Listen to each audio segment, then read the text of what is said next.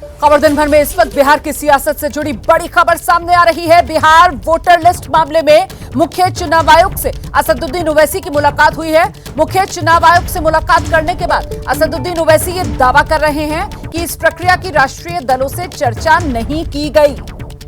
बताएंगे आप। अंदर नहीं नमस्ते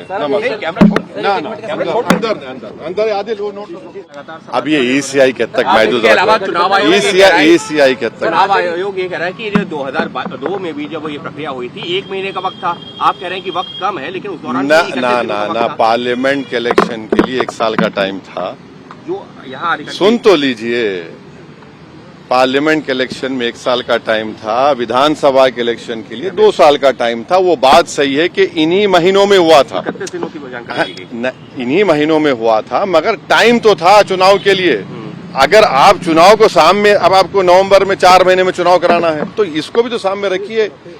और जो सीमांचल के बिहार का नौजवान जो भारत के कोने कोने में जाकर काम करता है अपनी जिंदगी के लिए, उसका क्या होगा बताइए। चुनाव में तो इलीगल तरीके से पॉलिटिकल पार्टी उनको बुलाती है, अब उनको कौन बुलाएगा? 1 नहीं 2 नहीं, लाखों में है ना। ये तो मजाक नहीं है, लाखों में बिहार का नौजवान है। अख्तर भाई ने कहा कि 7 पंचायतें गायब हो गई। अभी भी आप जाएंगे, हर साल वहां पर हजारों एकड़ जमीन कट जाती है।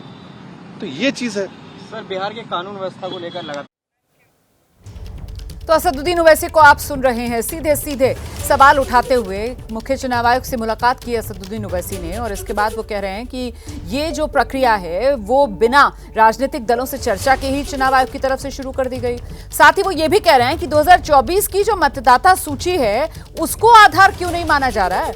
जिन्होंने 2024 में वोट दे दिया, अब उनसे पहचान क्यों पूछी जा रही है? इसके पीछे का तर्क असदुद्दीन ओवैसी जानना चाह रहे हैं चुनाव आयोग से। इसीलिए असदुद्दीन ओवैसी की चुनाव आयोग में जाकर चुनाव आयोग से मुलाकात। सीधे आपको लेकर चलेंगे, हमारे साथ हमारे सहयोगी अंकित गुप्ता इस वक्त मौजूद है। अंकित, बताइए जरा असदुद्दीन ओवैसी की तरफ से क्या सवाल उठाए गए?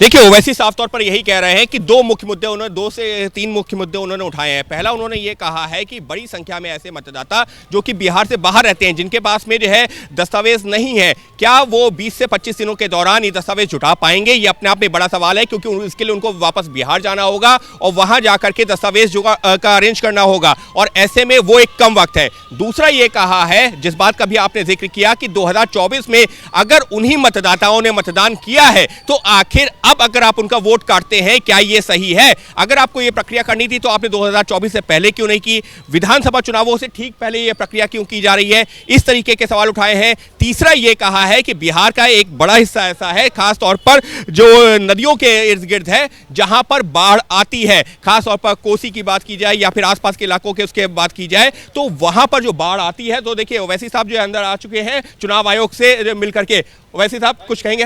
तो फिलहाल अभी जो उनका ये कहना है कि जो बातें जो है कहनी थी वो कह दी गई हैं, लेकिन उनका ये कहना है साफ तौर पर कि जो बाढ़ ग्रस्त इलाके हैं, जहां पर लोगों के दस्तावेज खो चुके हैं, जो उनके पास में नहीं है, तो अब ऐसे में उन लोगों के पास में वो दस्तावेज कहां से देंगे? तो उनका साफ तौर पर, यानी कि असदुद्दीन ओवैसी का साफ तौर पर यह कहना है कि चुनाव आयोग से जाकर के हमने अपनी ये बातें रखी हैं। और एक सवाल जब मैंने उनसे पूछा कि जो यहां पर मामला सुप्रीम कोर्ट पहुंच गया है, सुप्रीम कोर्ट ने नोटिस इशू कर दिया है, तो असदुद्दीन ओवैसी का साफ तौर पर यह कहना है कि इस मामले पर अभी पार्टी में बैठकर के फैसला लिया जाएगा कि सुप्रीम कोर्ट जाना है या नहीं जाना है। लेकिन चुनाव आयोग जाने का मकसद यही था कि जो तकनीकी तौर पर दिक्कतें हैं उससे चुनाव आयोग को वाकिफ करवाया जाए, और मांग उनकी पार्टी के नेताओं ने यहां तक कर दी है कि मुमकिन हो तो इसको स्थगित किया जाए, इस प्रक्रिया को स्थगित किया जाए। बिहार चुनावों के बाद में आप करवा सकते हैं, लेकिन यहां पर वक्त कम है और लोगों के लिए मुश्किलें ज्यादा।